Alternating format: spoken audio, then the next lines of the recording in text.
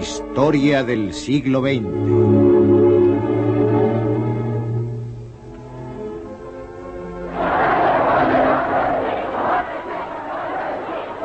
La revolución de un solo hombre, Mao Zedong. Este hombre, Mao Zedong, condujo un país de 540 millones de campesinos hacia el mundo moderno.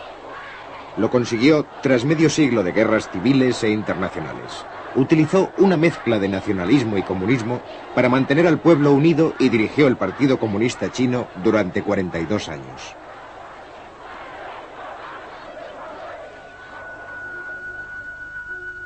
Mao tenía 7 años cuando dio comienzo el siglo XX. Su padre era un campesino propietario de tierras. Mao era un muchacho inteligente y su padre quería que llevara la contabilidad de su hacienda, pero él tenía otros planes. El joven campesino de provincia se mantenía atento mientras el gobierno de la emperatriz viuda se hundía en el caos.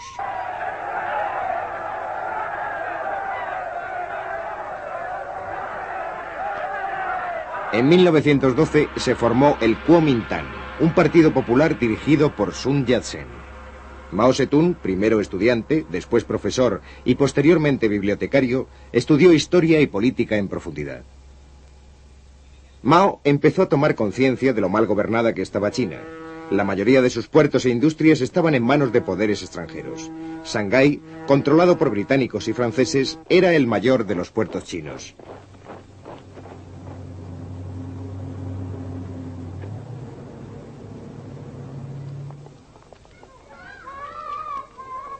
En 1921, curiosamente en un colegio de chicas, se reunieron por primera vez los fundadores del Partido Comunista Chino.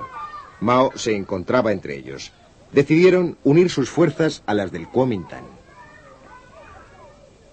Numerosas partes del país estaban dominadas por los jefes guerreros locales. El ejército del Kuomintang, ahora respaldado por los comunistas, marchó contra ellos.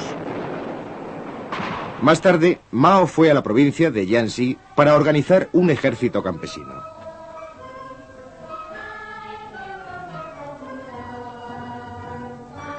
En Jiangxi, Mao confirmó su opinión de que el campesinado era la clave de la revolución en China. En 1927, la campaña del Kuomintang contra los jefes guerreros estaba en marcha. Pero las envidias de los comunistas en el interior del Kuomintang llevaron a una purga que supuso un desastre para estos. En una especie de noche de los cuchillos largos, algunos líderes comunistas fueron asesinados en Shanghái. Mao tuvo la suerte de no encontrarse allí. Algunos comunistas escaparon, refugiándose en las escasas plazas fuertes que aún conservaban. Me gustaría presentarles al presidente del gobierno nacional. El nuevo líder del Kuomintang era Chiang Kai-shek. Larga vida a los 3 principios del pueblo. Larga vida al espíritu revolucionario de la China nacionalista. Chiang odiaba el comunismo. Ordenó que sus tropas rodearan las bases comunistas de Jiangxi. Poco a poco fueron intentando acabar con ellos en una serie de campañas de exterminio.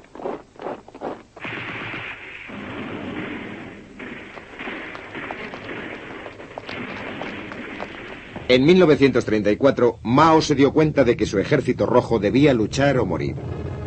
Así que unos 100.000 hombres emprendieron la legendaria Larga Marcha, un recorrido de 9.600 kilómetros para el que necesitaron un año.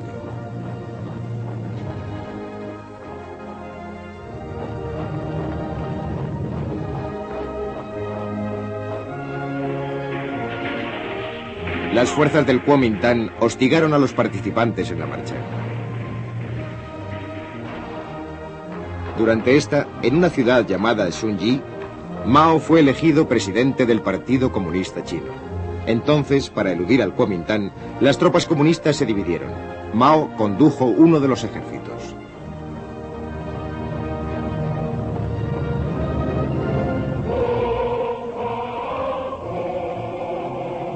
Aunque hubo desacuerdos, los participantes en la marcha acabaron por llegar a los territorios del noroeste que estaban en manos comunistas. Solo 30.000 sobrevivieron. Establecieron una base en los alrededores de la pequeña ciudad de Yenan. Vivían en cuevas hechas en las laderas de las colinas.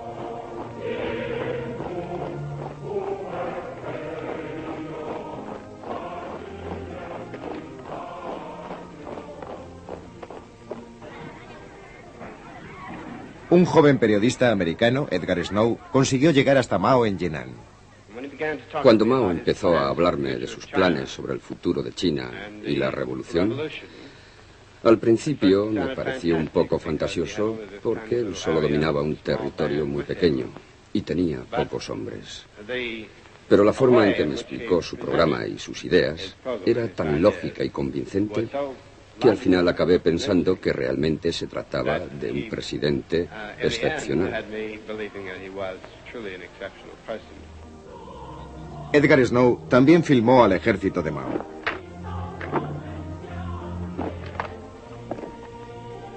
Era el momento de hacer planes y preparativos. Sus soldados fueron entrenados para divulgar un mensaje político, que los campesinos no tenían por qué pasar hambre y ser explotados, que China podía ser gobernada con justicia. Los campesinos nunca habían visto a los soldados portarse así. Ayudaban a la gente, pagaban por las cosas que necesitaban, dejaban todo limpio, respetaban a las mujeres y no destruían los sembrados.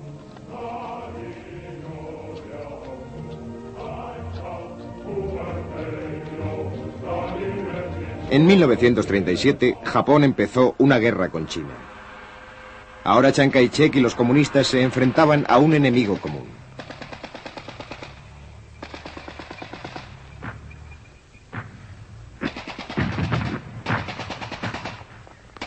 Los comunistas pidieron que se formara un frente único para combatir a Japón.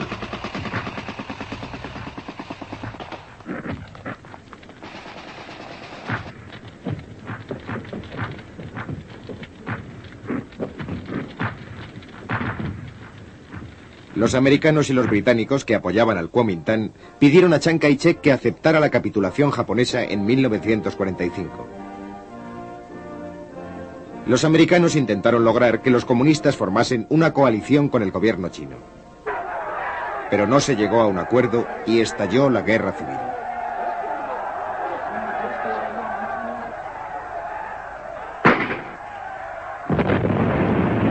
En un primer momento, el Kuomintang era muy superior numéricamente y tenía armamento más moderno, pero sus tropas estaban mal entrenadas y mal pagadas. En el verano de 1948, el Kuomintang ya había empezado a perder terreno. Mao eligió a Lin Piao como comandante para planear el ataque final. Unos meses más tarde, el Kuomintang se encontraba en franca retirada. Las tropas restantes se refugiaron en la isla de Taiwán, donde los americanos siguieron prestándoles apoyo. Para Mao Zedong se acercaba el momento por el que había luchado y hecho planes durante más de 20 años.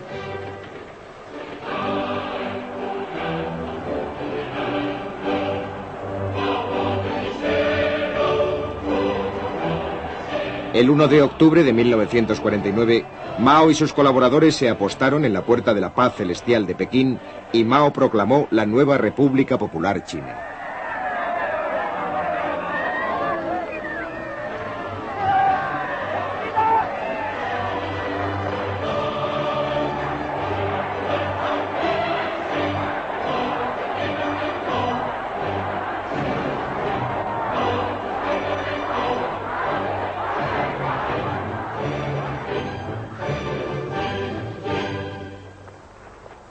La situación era muy grave. China pasaba hambre y estaba en ruinas. Mao y sus colaboradores empezaron a actuar con energía. Los grandes propietarios de tierras, en especial los que habían utilizado la violencia con los campesinos, fueron condenados por los tribunales populares. A muchos de ellos se les sentenció a muerte. Las escrituras de sus posesiones fueron quemadas y sus tierras se repartieron.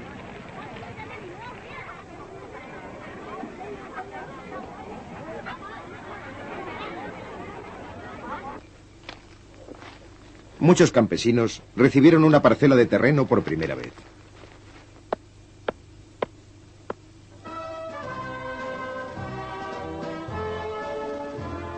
En Moscú, Stalin se entrevistó con Mao y le ofreció ayuda. Se envió a técnicos soviéticos para que ayudasen en la construcción de embalses, puentes, fábricas y ferrocarriles.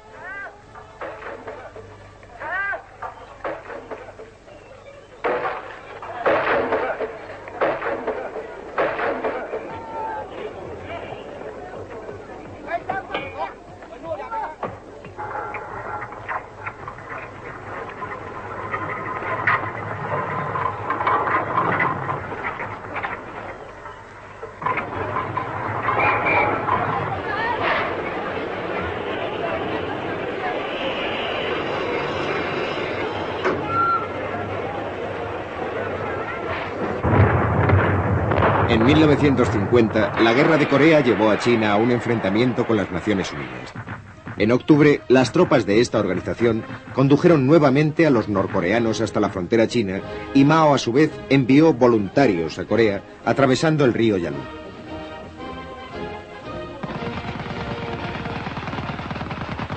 En un primer momento, las fuerzas comunistas chinas consiguieron vencer a las de las Naciones Unidas.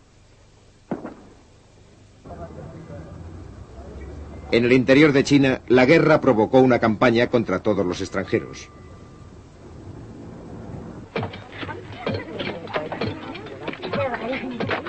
Mao quería estimular a la población para que consiguieran nuevos logros por sus propios medios. A mediados de los años 50 se formaron los colectivos agrícolas. Un colectivo era la unión de las pequeñas propiedades de los campesinos en unidades mayores. Se crearon más escuelas. Los campesinos eran entrenados como soldados a tiempo parcial. Mao tenía confianza en lo que hacía y aceptaba las críticas. En 1957, con el eslogan de que florezcan las 100 flores, pidió a los intelectuales que expresasen su opinión sobre el gobierno. Pero la campaña se le fue de las manos. Mao y el Partido Comunista fueron atacados abiertamente. La campaña de las 100 flores se dio por terminada. En 1958 llegó el gran salto hacia adelante, un enorme esfuerzo para colocar a China al mismo nivel que el industrializado mundo occidental.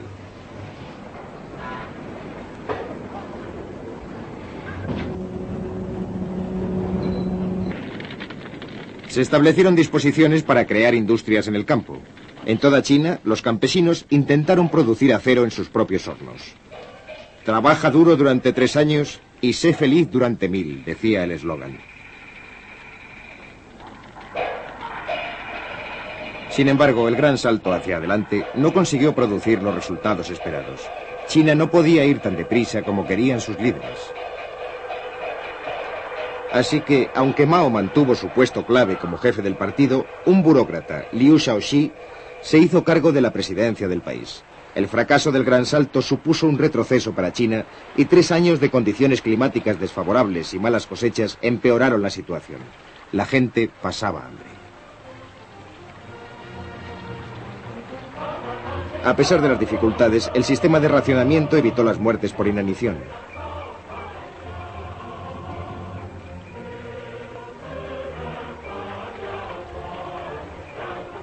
En 1960, Khrushchev visitó Pekín. Tras la fachada sonriente, aumentaba la desconfianza y la sospecha entre China y la Unión Soviética. ¿Avanzaba China demasiado deprisa?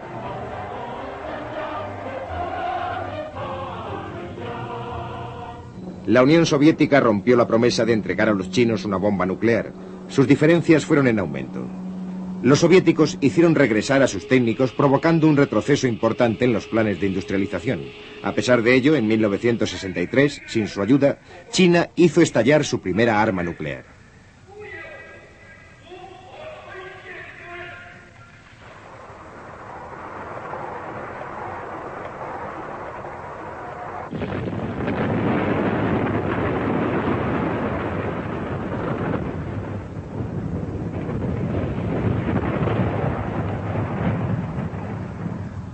El presidente Mao no estaba contento con el creciente poder de la burocracia china.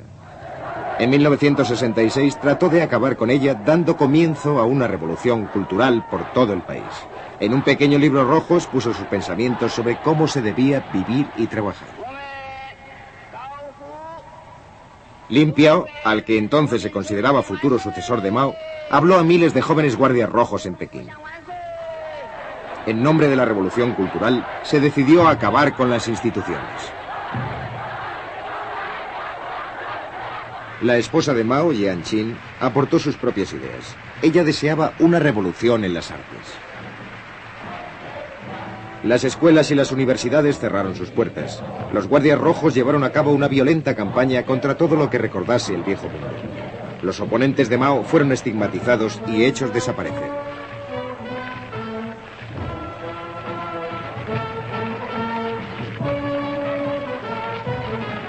los acontecimientos fueron tomando proporciones excesivas. Solo una cosa podía hacerse: llamar al ejército para que restableciese el orden. Y así, el ejército tomó las fábricas, las comunas, los colegios.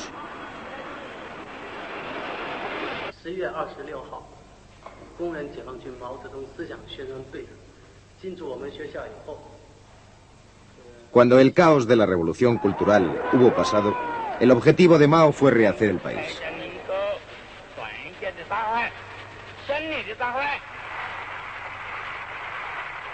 Más importante que la revolución en el campo y en las fábricas, iba a ser la revolución operada en el nuevo hombre chino. Mientras tanto, en el norte, soviéticos y chinos se enfrentaron en los territorios fronterizos. Los líderes chinos veían a la Unión Soviética como una amenaza creciente. Los noticiarios expresaban esos temores. Podemos sacrificar nuestras vidas, pero no podemos perder ni una sola pulgada del sagrado territorio de nuestra patria. De esta forma, China empezó a cultivar las relaciones con otros gobiernos. Y en 1972, el presidente norteamericano Richard Nixon viajó a Pekín, acabando así casi 25 años de hostilidad entre China y Estados Unidos. Por fin, la China comunista ocupó en la ONU el lugar que hasta entonces había ocupado el Kuomintang exiliado en Taiwán.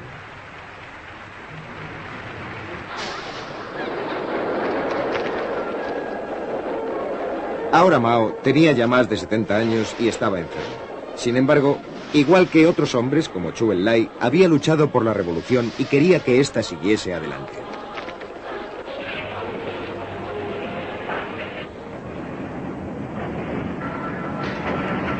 Creía firmemente que la revolución era vital para el proceso de industrialización chino.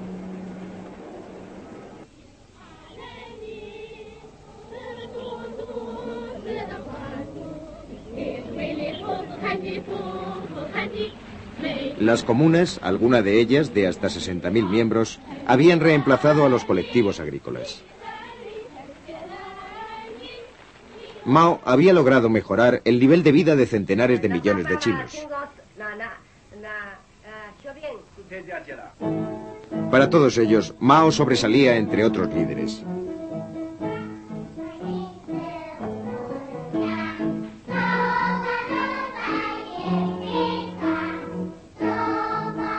Los pensamientos del presidente eran el tema de las canciones infantiles. Sus escritos políticos eran citados para apoyar cualquier reglamento o ley que el gobierno decidiese dictar.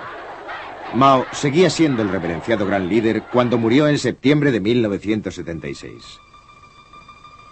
Aquellos que, como su viuda, usaban las palabras de Mao para promover leyes extremistas, fueron pronto sustituidos. El liderazgo del país mayor del mundo recayó en Hua Kuo-fen. Aunque la nación seguía dominada por la memoria de Mao Zedong.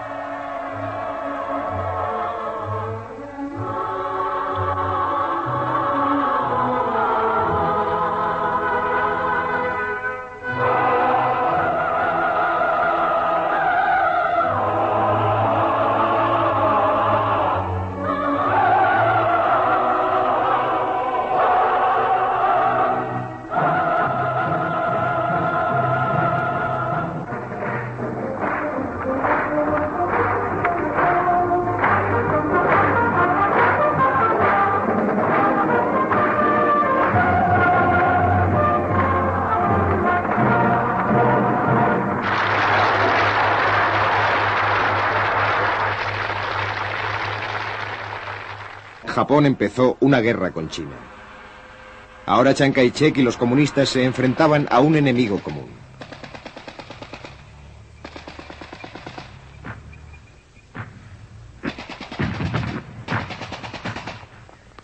Los comunistas pidieron que se formara un frente único para combatir a Japón.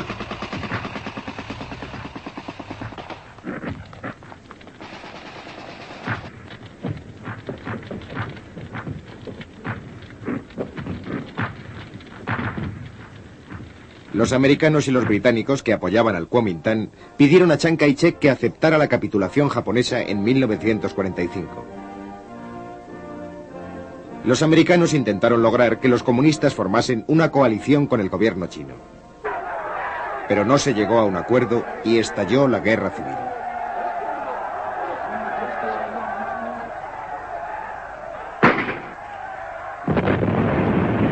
En un primer momento, el Kuomintang era muy superior numéricamente y tenía armamento más moderno, pero sus tropas estaban mal entrenadas y mal pagadas. En el verano de 1948, el Kuomintang ya había empezado a perder terreno. Mao eligió a Lin Piao como comandante para planear el ataque final. Unos meses más tarde, el Kuomintang se encontraba en franca retirada. Las tropas restantes se refugiaron en la isla de Taiwán, donde los americanos siguieron prestándoles apoyo. Para Mao Zedong se acercaba el momento por el que había luchado y hecho planes durante más de 20 años.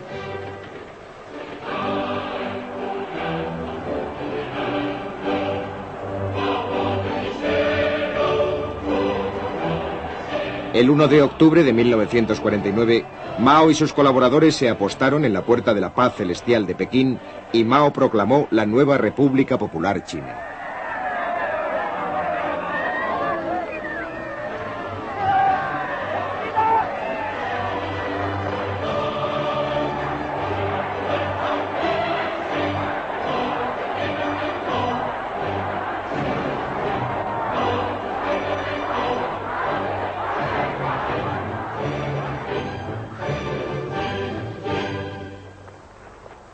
La situación era muy grave. China pasaba hambre y estaba en ruinas. Mao y sus colaboradores empezaron a actuar con energía. Los grandes propietarios de tierras, en especial los que habían utilizado la violencia con los campesinos, fueron condenados por los tribunales populares. A muchos de ellos se les sentenció a muerte. Las escrituras de sus posesiones fueron quemadas y sus tierras se repartieron.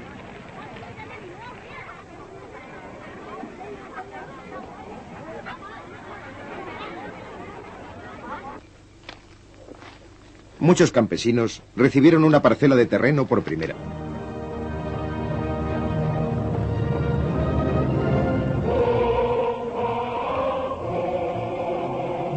Aunque hubo desacuerdos, los participantes en la marcha acabaron por llegar a los territorios del noroeste que estaban en manos comunistas. Solo 30.000 sobrevivieron. Establecieron una base en los alrededores de la pequeña ciudad de Yenan. Vivían en cuevas hechas en las laderas de las colinas.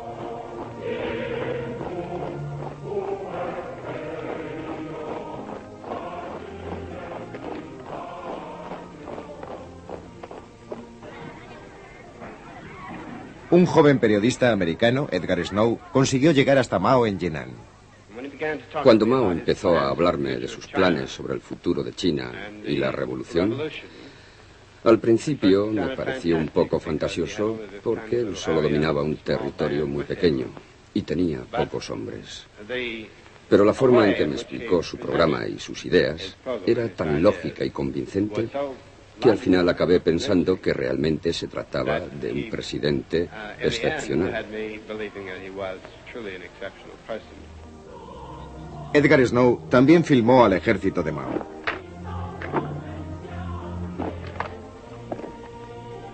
Era el momento de hacer planes y preparativos. Sus soldados fueron entrenados para divulgar un mensaje político, que los campesinos no tenían por qué pasar hambre y ser explotados, que China podía ser gobernada con justicia. Los campesinos nunca habían visto a los soldados portarse así. Ayudaban a la gente, pagaban por las cosas que necesitaban, dejaban todo limpio, respetaban a las mujeres y no destruían los sembrados.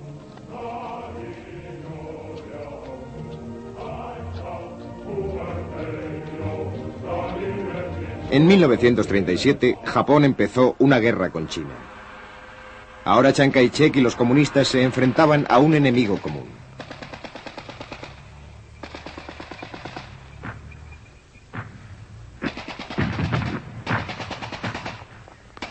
Los comunistas pidieron que se formara un frente único para combatir a Japón.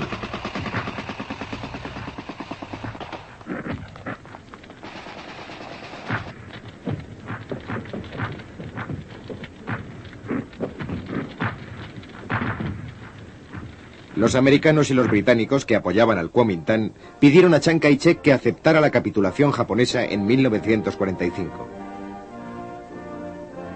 Los americanos intentaron lograr que los comunistas formasen una coalición con el gobierno chino. pero no se llegó a un acuerdo y estalló la guerra civil.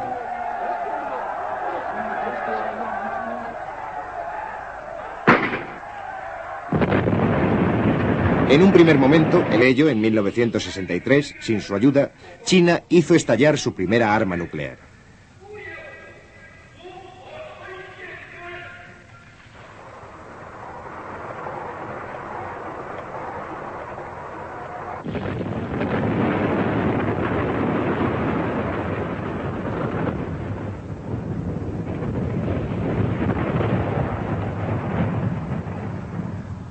El presidente Mao no estaba contento con el creciente poder de la burocracia china. En 1966 trató de acabar con ella dando comienzo a una revolución cultural por todo el país. En un pequeño libro rojo expuso sus pensamientos sobre cómo se debía vivir y trabajar. Lin Piao, al que entonces se consideraba futuro sucesor de Mao, habló a miles de jóvenes guardias rojos en Pekín. En nombre de la revolución cultural, se decidió acabar con las instituciones. La esposa de Mao, Jiang Qin, aportó sus propias ideas. Ella deseaba una revolución en las artes. Las escuelas y las universidades cerraron sus puertas. Los guardias rojos llevaron a cabo una violenta campaña contra todo lo que recordase el viejo mundo. Los oponentes de Mao fueron estigmatizados y hechos desaparecer.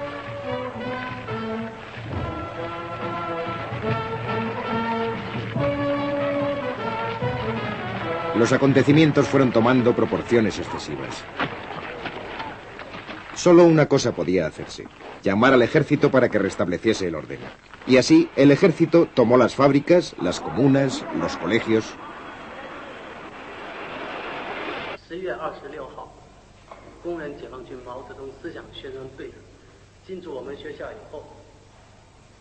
Cuando el caos de la revolución cultural hubo pasado, el objetivo de Mao fue rehacer el país.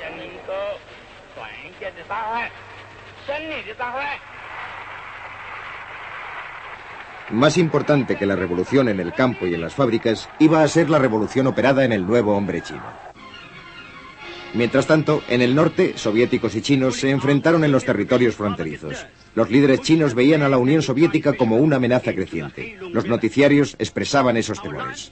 Podemos sacrificar nuestras vidas, pero no podemos perder ni una sola pulgada del sagrado territorio de nuestra patria. De esta forma, China empezó a cultivar las relaciones con otros gobiernos. Y en 1972, el presidente norteamericano Richard Nixon viajó a Pekín, acabando así casi 25 años de hostilidad entre China y Estados Unidos. Por fin, la China comunista ocupó en la ONU el lugar que hasta entonces había ocupado el Kuomintang exiliado en Taiwán.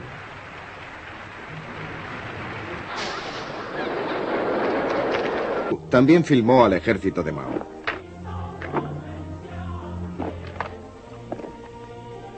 Era el momento de hacer planes y preparativos. Sus soldados fueron entrenados para divulgar un mensaje político: que los campesinos no tenían por qué pasar hambre y ser explotados, que China podía ser gobernada con justicia. Los campesinos nunca habían visto a los soldados portarse así. Ayudaban a la gente, pagaban por las cosas que necesitaban, dejaban todo limpio, respetaban a las mujeres y no destruían los sembrados.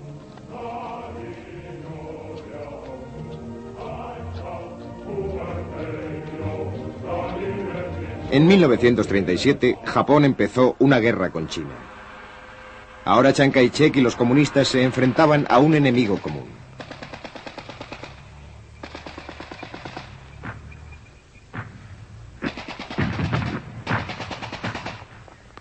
Los comunistas pidieron que se formara un frente único para combatir a Japón.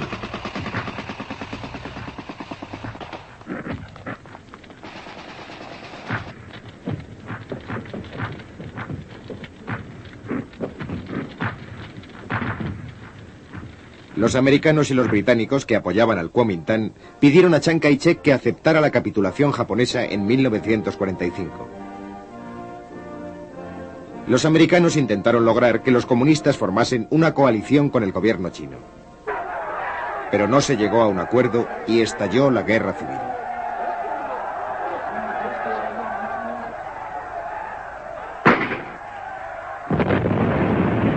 En un primer momento, el Kuomintang era muy superior numéricamente y tenía armamento más moderno, pero sus tropas estaban mal entrenadas y mal pagadas. En el verano de 1948, el Kuomintang ya había empezado a perder terreno. Mao eligió a Lin Piao como comandante para planear el ataque final. Unos meses más tarde, el Kuomintang se encontraba en franca retirada. Las tropas restantes se refugiaron en la isla de Taiwán, donde los americanos siguieron prestándoles apoyo. Para Mao Zedong se acercaba el momento por el que había luchado y hecho planes durante más de 20 años.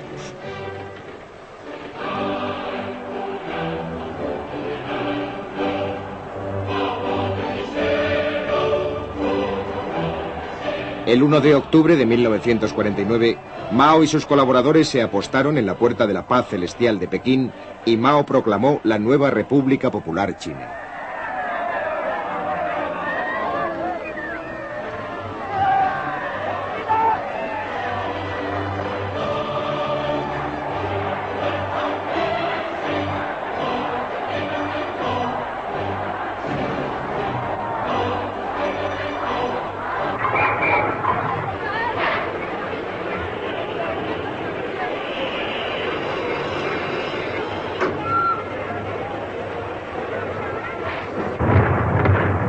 En 1950, la Guerra de Corea llevó a China a un enfrentamiento con las Naciones Unidas.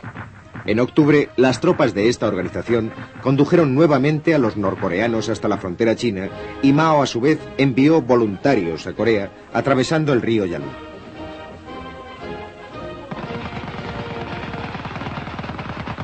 En un primer momento, las fuerzas comunistas chinas consiguieron vencer a las de las Naciones Unidas. En el interior de China, la guerra provocó una campaña contra todos los extranjeros.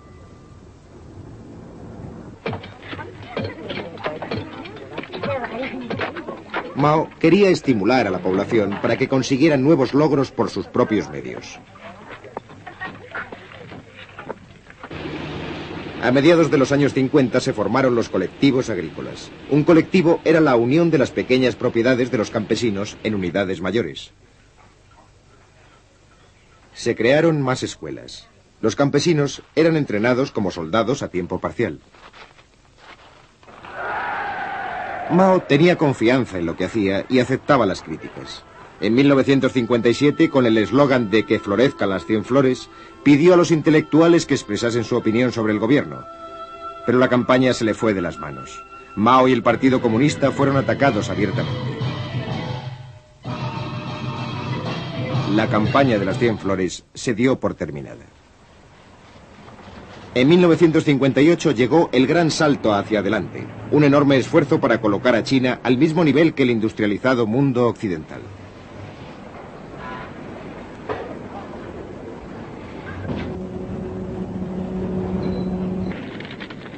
Se establecieron disposiciones para crear industrias en el campo. En toda China, los campesinos intentaron producir acero en sus propios hornos. Trabaja duro durante 3 años y sé feliz durante 1000, decía el eslogan. Sin embargo, el gran salto hacia adelante no consiguió producir los resultados esperados.